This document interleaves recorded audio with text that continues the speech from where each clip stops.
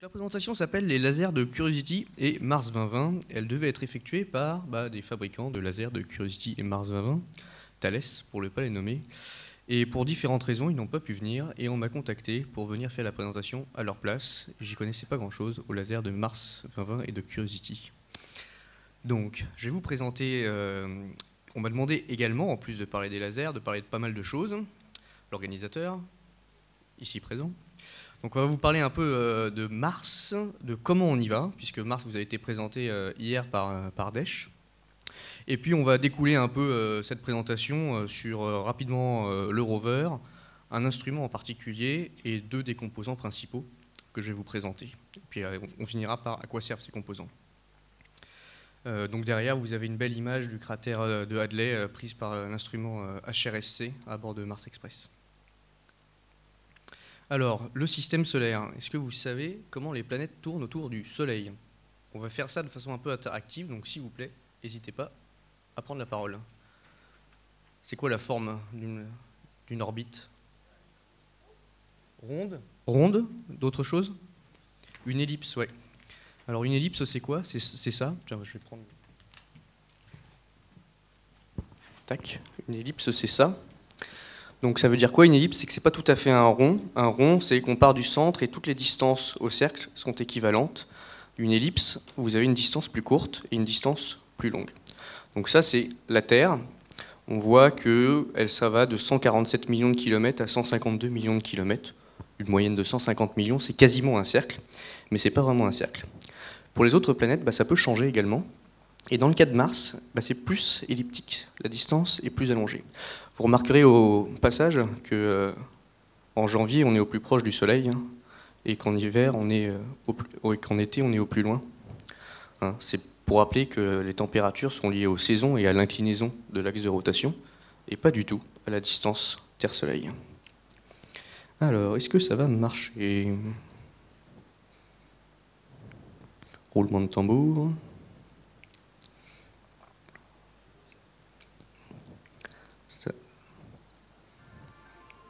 Si, ça marche. Donc voilà une animation qui part du 14 février 2018. On va accélérer un peu le temps. Vous avez donc la Terre ici et Mars qui passe derrière. Donc mai 2018, vous avez le lancement de la sonde InSight. La Terre passe au plus proche de Mars en juillet. Et en novembre, la sonde InSight atteint Mars et se pose. La distance minimale entre la Terre et Mars, qui était à peu près à ce niveau-là, était de 50 millions de kilomètres.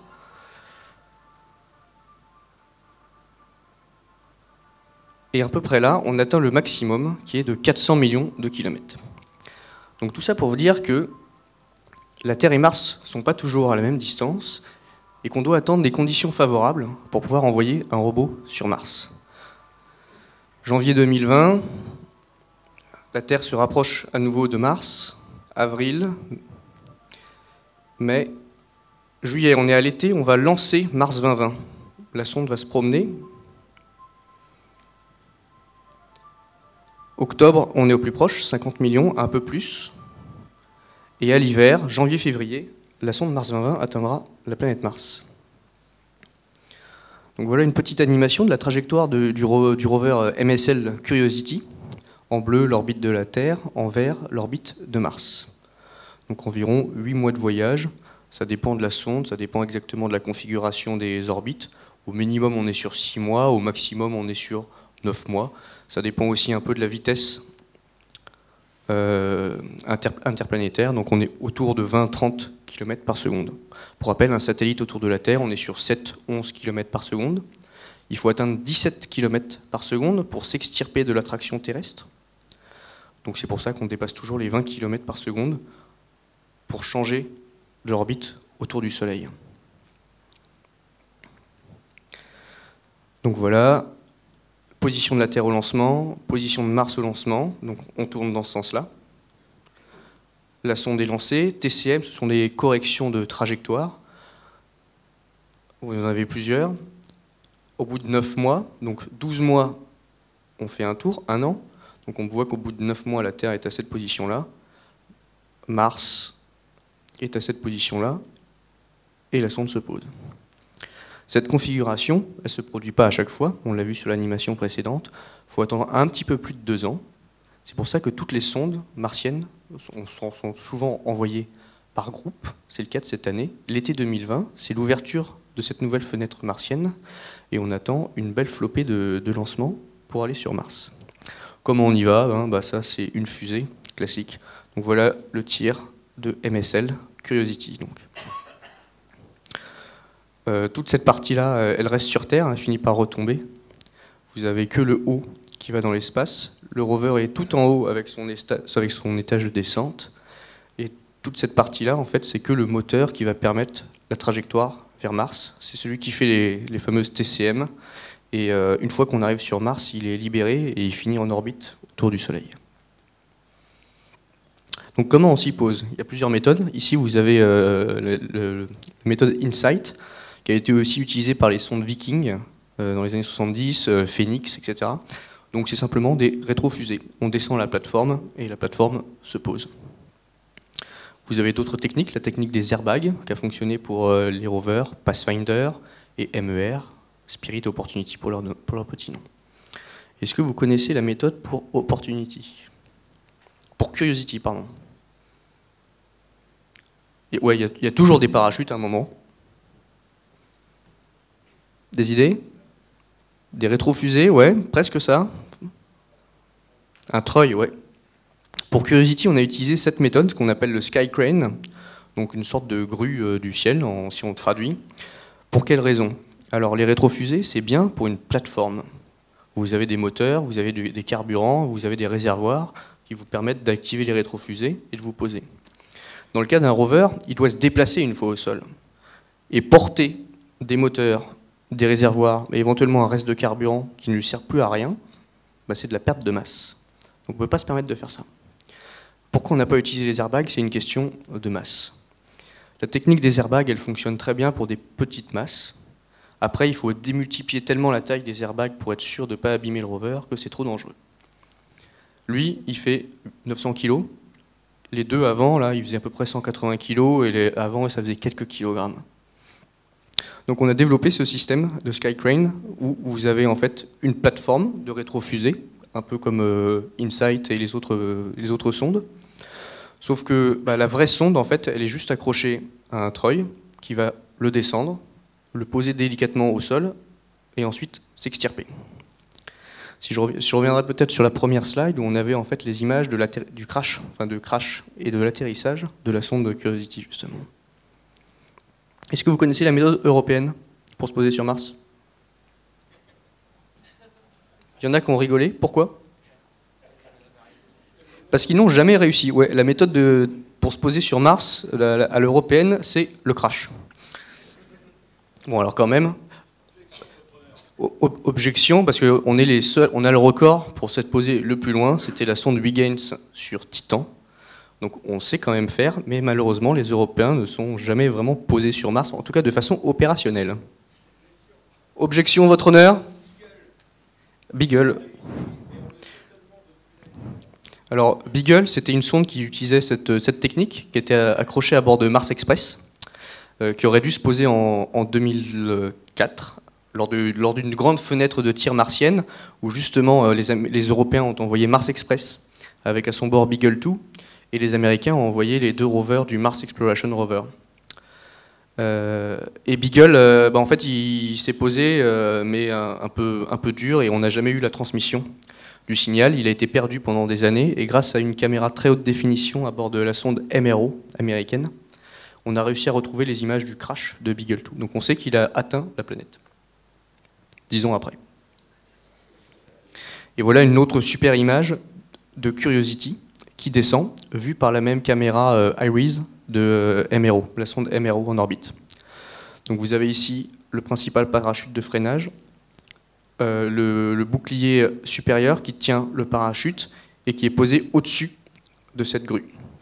Donc là, le bouclier inférieur, qui sert de bouclier thermique pour la pénétration dans l'atmosphère, a déjà été largué.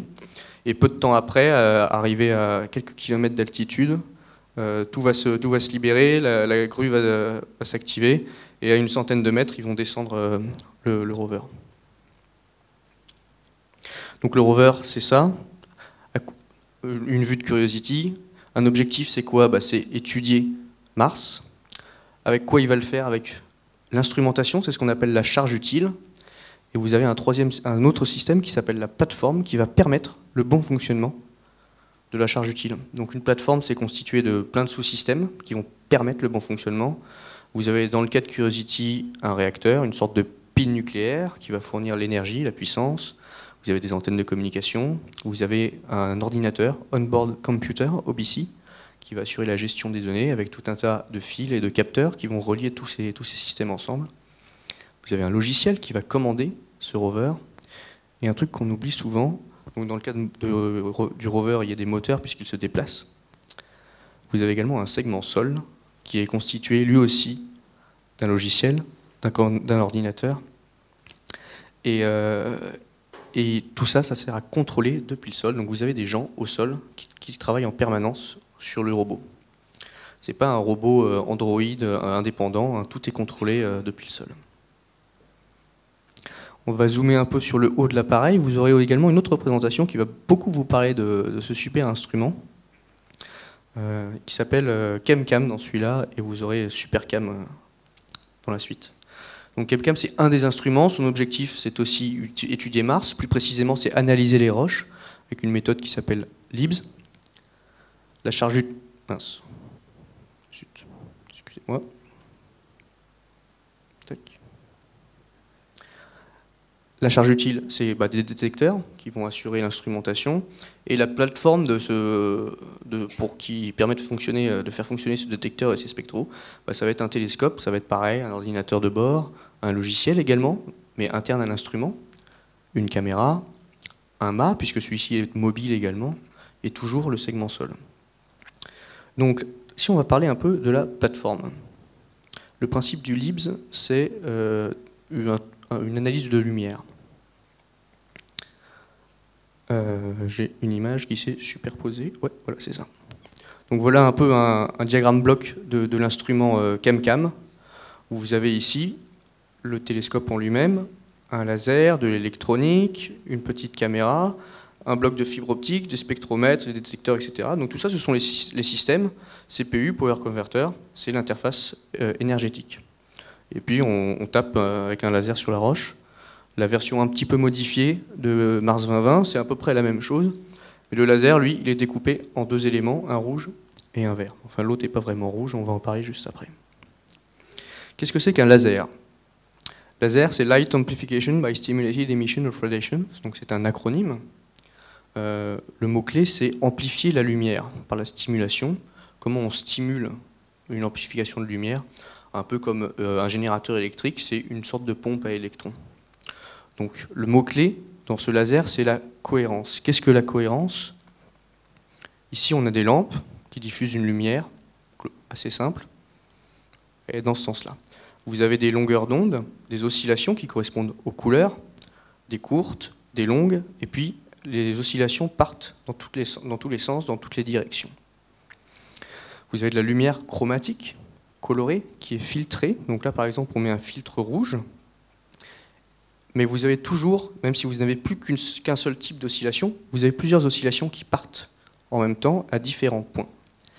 Et la cohérence, c'est le mélange des deux. Vous avez à la fois la filtration d'une couleur, le chromatisme, et à la fois le départ de toutes les oscillations en même temps. C'est ça la cohérence, et c'est ça qui fait le laser. Vous avez différents types de lasers, gaz, solide, etc. Donc il faut bien différencier la cohérence de la focalisation. Utiliser une loupe, par exemple sur une lumière blanche, ça vous permet d'avoir de la puissance. Vous pouvez éventuellement brûler du papier, des feuilles, mais ce n'est pas du tout un laser. Ce n'est pas cohérent, c'est juste focalisé. Donc quel type de laser? Il y a un piège sur cette image, il est où? C'est où le piège? Je vous écoute? Le sabre laser? Ça tombe bien, j'en ai un là. Est-ce qu'on voit la lumière sur le sabre laser là? Donc vous avez une petite fenêtre qui vous indique la couleur, mais est-ce que vous avez un vrai sabre qui sort?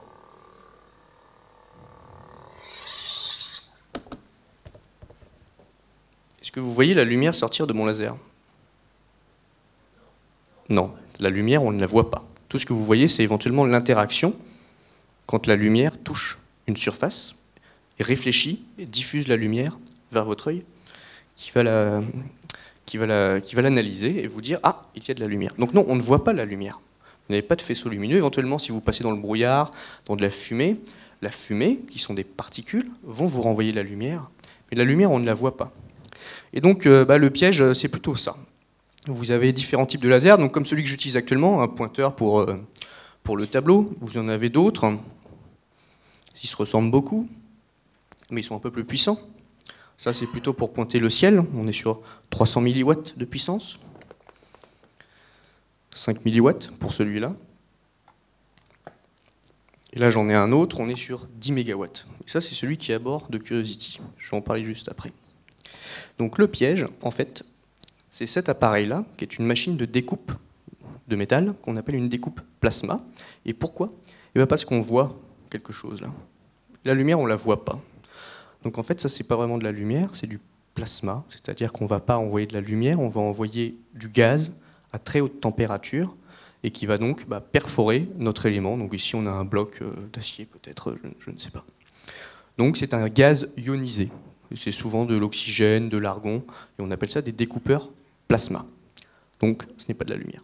Et puis bon, ça c'est de la science-fiction, c'était pour vous doublement piéger.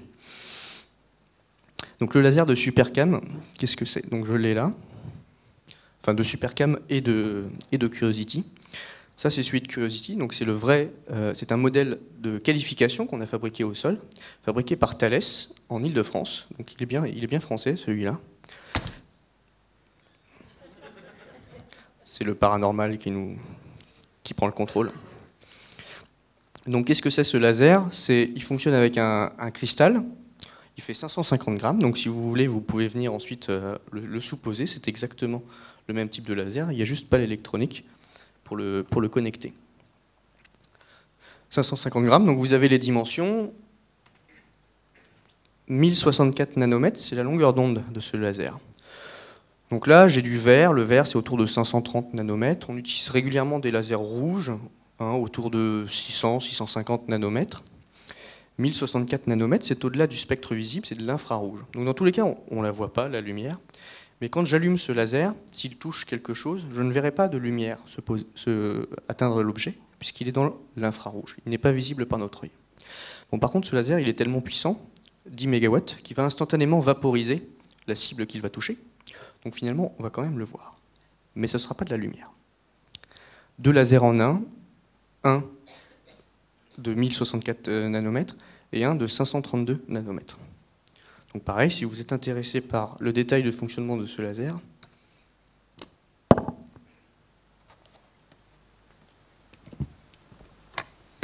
vous pouvez venir observer plus tard le modèle ici.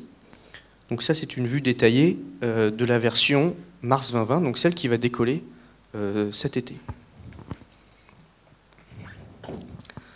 Pour la présentation, vous avez toujours le fonctionnement d'un laser. Je perds mes accessoires. Vous avez toujours dans le fonctionnement d'un laser, c'est le plus puissant, une diode qui va émettre de la lumière, qui va traverser un entonnoir optique et qui va taper notre fameux cristal de YAG. La diode principale, elle émet de la lumière à 800 nanomètres. En tapant le cristal, on l'a choisi pour ses caractéristiques atomiques, pour qu'il crée une lumière exactement de 1064 nanomètres. C'est le fameux YAG, donc c'est un cristal fait d'un alliage d'aluminium, d'yttrium, et il va produire par excitation cette lumière, donc un photon de 1064 nanomètres. Il va en créer deux à chaque fois qu'on va en produire un avec cette diode. On va le faire rebondir dans une cavité pendant 200 microsecondes, et à chaque fois qu'il y aura une émission de la diode, elle va créer à nouveau deux photons. Donc on va charger cette cavité de plein de photons, tous identiques, identiques les uns aux autres, de 1064 nanomètres. Et au bout de 200 microsecondes, on va ouvrir la porte là, et on va laisser s'échapper pendant 5 nanosecondes cette lumière cohérente de 1064 nanomètres. L'énergie est très faible, 35 millijoules, mais pour un laser c'est énorme, sur une période de temps très petite de 4 nanosecondes. on atteint des valeurs de plusieurs millions de watts, suffisantes pour vaporiser la roche. Le deuxième laser est ici, en fait, c'est une version où on va mettre une sorte d'interrupteur polarisé qui va permettre de changer la caractéristique de la lumière, et on va passer de 1064 nanomètres à 532 nanomètres. C'est exactement divisé par 2, et c'est pour cette raison que ça fonctionne. Le deuxième laser, il est vert, un peu comme cette longueur d'onde là. Voilà le détail. La diode, l'entonnoir optique, le cristal, polariseur, ça c'est la cavité, RTP cell, vous avez l'extérieur ici, et de l'autre côté un deuxième RTP cell identique qui est passif, et quand on l'active, on allume le laser vert. Voilà, une puissance de 10 milliwatts par millimètre carré. Donc on fait un trou d'1 millimètre dans la roche. Un deuxième objet de ce laser, enfin de cet instrument, c'est cette caméra-là. Cette caméra, je l'ai aussi ici. On a des gentils fabricants français qui nous ont prêté du matériel, donc également du Made in France. Comme il aime bien le dire, c'est une sorte de GoPro de l'espace. Vous avez ici un capteur numérique. Il n'est pas d'une grande dimension. Si certains font de la photographie, ils ont des capteurs beaucoup plus grands. Mais dans l'espace, c'est assez important. Donc 62 grammes, vous avez ici, vous pouvez venir et le toucher également. Ça, c'est la version Mars 2020. Donc c'est celle-ci, 4 mégapixels de taille, et on peut faire des films jusqu'à 16 images par seconde sur Mars. On peut même aller beaucoup plus pour faire de la haute résolution temporelle, mais il faut réduire la taille de l'image. La version de Curiosity, c'était à peu près la même, mais le capteur était plus petit, seulement 1000 pixels par 1000 pixels. Donc voilà pour les éléments techniques, et on va passer un peu à la lumière maintenant. Voilà pour les dimensions. On pourra en parler si vous êtes intéressé. Alors, la lumière, c'est quoi? Et la spectrométrie, c'est quoi? On a dit que ces appareils-là, ils servaient à un spectromètre derrière. Donc le spectre, c'est ça. Ça va des courtes longueurs d'onde aux longues longueurs d'onde, des rayons cosmiques aux ondes kilométriques. Donc les rayons cosmiques, quelques haute énergie, assez rares, très très haute fréquence. Et les ondes kilométriques, très très longues, faible fréquence, donc très grande longueur d'onde. Je perds tout mon matériel.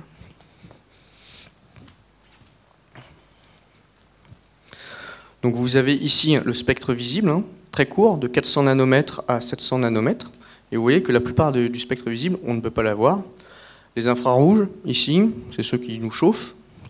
Les ultraviolets, en dessous du violet, on appelle ça les rayonnements ionisants, donc ils sont plutôt dangereux, ils ont tendance à ioniser les particules, et dans le cadre des cellules organiques, à détruire la membrane. C'est pour ça qu'on a des coups de soleil. Au-delà, vous avez les micro-ondes et les radars, la coupure des radars autour de 300 GHz, la limite entre la partie radio et la partie lumière, si on peut dire. Donc avec un prisme, vous obtenez cette diffraction de la lumière. Juste pour finir, haute énergie, faible énergie. Donc voilà le spectre du Soleil. Donc ça, c'est ce que le Soleil nous envoie. Vous avez ici plusieurs éléments, donc ça c'est exactement ce qu'on voit. En jaune, c'est ce qu'on appelle la loi de Planck, c'est la loi du corps noir, la luminance spectrale monochromatique, d'accord? S'il y en a qui font des études en énergie, ils doivent bien connaître ça. Et c'est en fait le rayonnement théorique que devrait nous envoyer un corps parfait. Le corps parfait, c'est celui qui absorbe toute l'énergie par rayonnement et qui en même temps réémet toute cette énergie par rayonnement.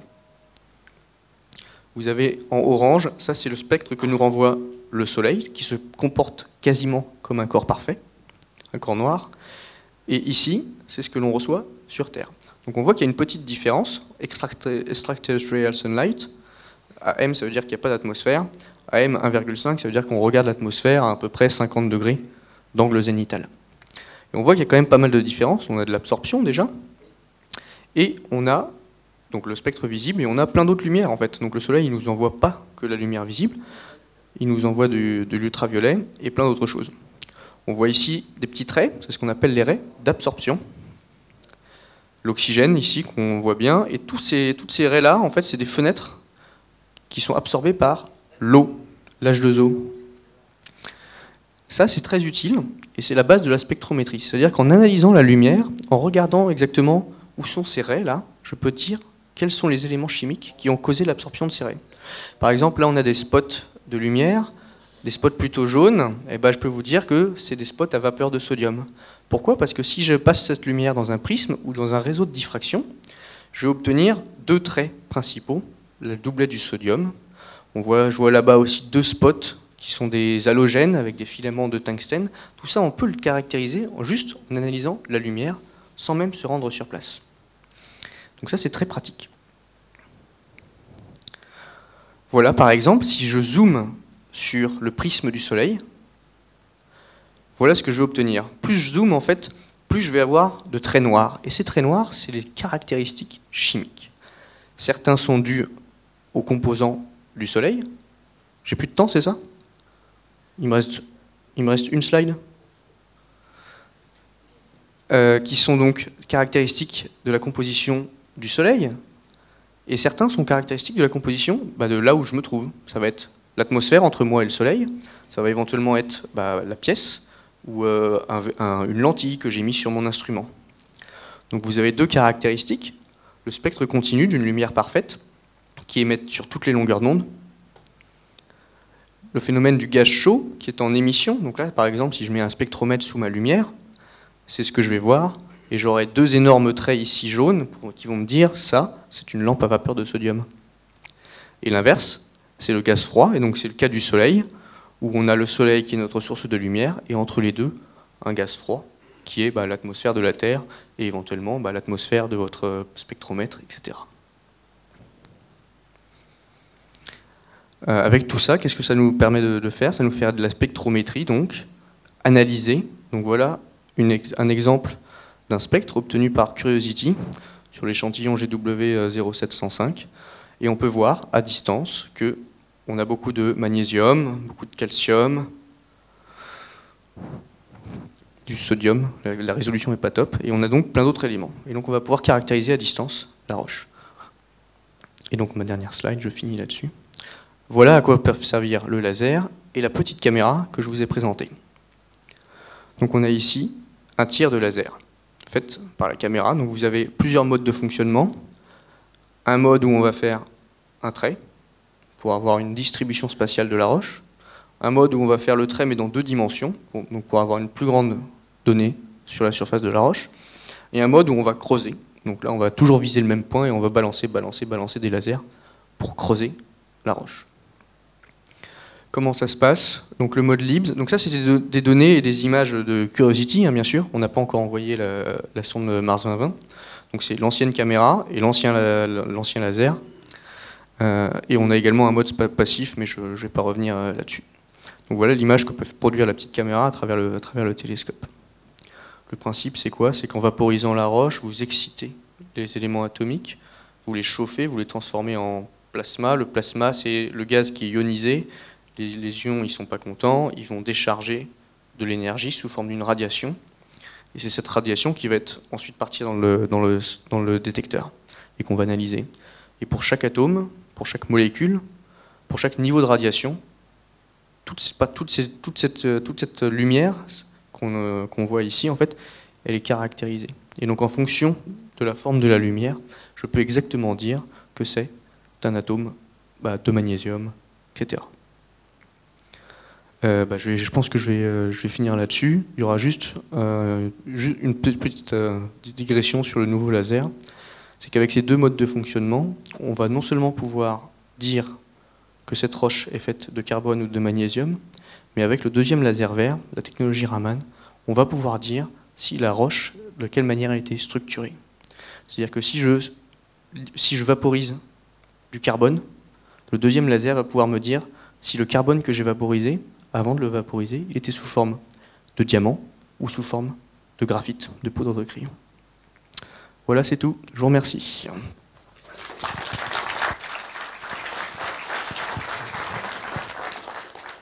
Donc on est parti pour les questions, comme d'habitude, pour ceux qui étaient déjà là. 29 minutes, c'est parfait. Voilà.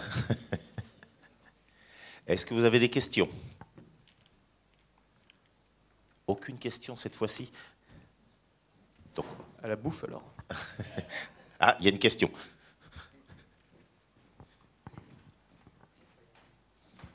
Juste une question par rapport au Raman vert. Est-ce qu'il va être utilisé aussi pour chercher des molécules organiques?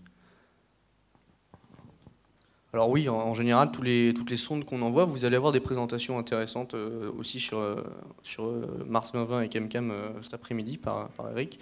Oui, l'objectif c'est toujours de chercher en fait des traces de vie.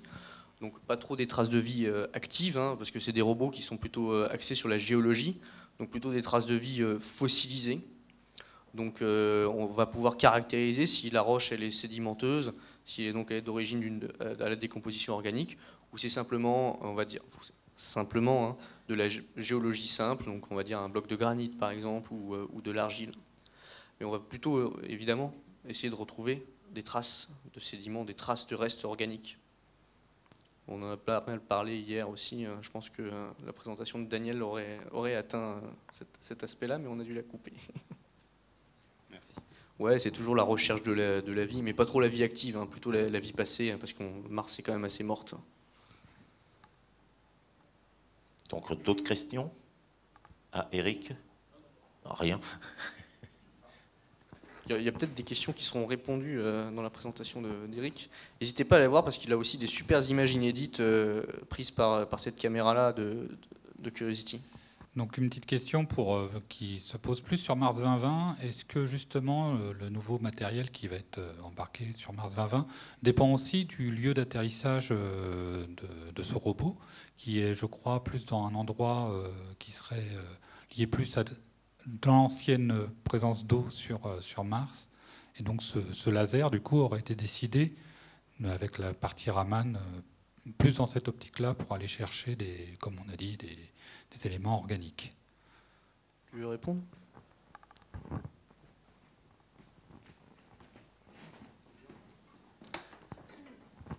Cette mission-là a été décidée en 2012, on venait juste de se poser. Et donc à ce moment-là, la NASA dit, bon, commence à préparer, à réfléchir. Enfin, commence pas à réfléchir. Elle a déjà réfléchi avant et elle décide de lancer la mission suivante. Donc 2012 sort la feuille de route qui donne les objectifs scientifiques dont je parlerai cet après-midi, en particulier la recherche de biosignatures. On anticipe sur les résultats que va trouver Curiosity, qu'il a trouvé effectivement fin 2012. Et à ce moment-là, il y a un appel d'offres international qui est fait aux instruments pour telle et telle caractéristique, puissance, quantité de données, etc., masse, en imaginant tel scénario. On a 1 an pour répondre, donc les équipes internationales proposent des instruments, et en même temps se lance la recherche du site d'atterrissage qui permettra, avec l'instrumentation qui sera choisie 1 an plus tard, d'avoir le meilleur résultat scientifique.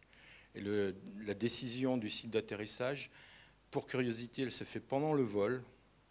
Donc on était déjà parti avec des instruments, on ne savait pas ce qu'ils allaient regarder, mais c'est à ce moment-là qu'on a décidé. Au dernier moment, on attend le dernier moment pour que toutes les études qui puissent être faites avec ce qu'on a déjà donnent le maximum de leurs résultats. Là, il y a comme un enjeu qui est un peu différent, je reparlerai cet après-midi.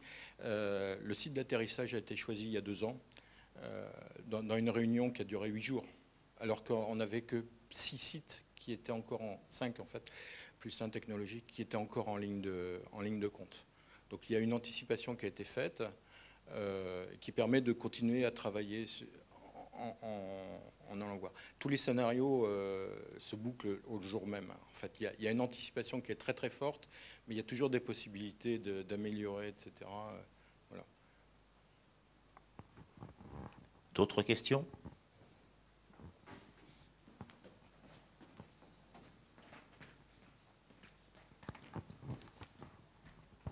Oui, merci pour cette présentation. J'aimerais savoir votre avis sur un éventuel voyage sur Mars, s'il vous plaît. Je viens de t'en présenter plein de voyages sur des Mars. êtres humains.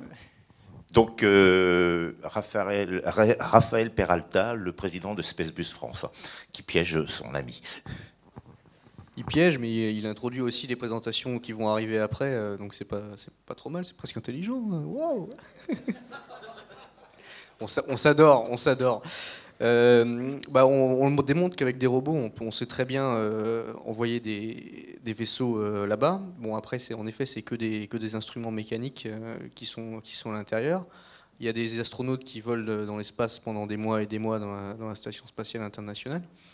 Donc il n'y a pas trop de difficultés, en fait, d'un point de vue technique, pour envoyer des gens sur Mars. Il faut juste trouver des fous qui sont prêts à aller mourir là-bas, hein, parce que le retour est pas trop garanti. J'introduis vraiment la présentation qui suivra après manger. Donc je pense ça sera discuté dans le cadre de cette présentation, mais le vrai seul problème, il est humain, hein. Au-delà de la prise de risque que de monter sur une bombe volante pour aller s'extirper dans un espace qui n'est pas du tout fait pour que vous y viviez, le vrai problème, il est simplement humain, sociologique, psychologique. Et tout ça, ça sera abordé, je pense. On me confirme de la tête.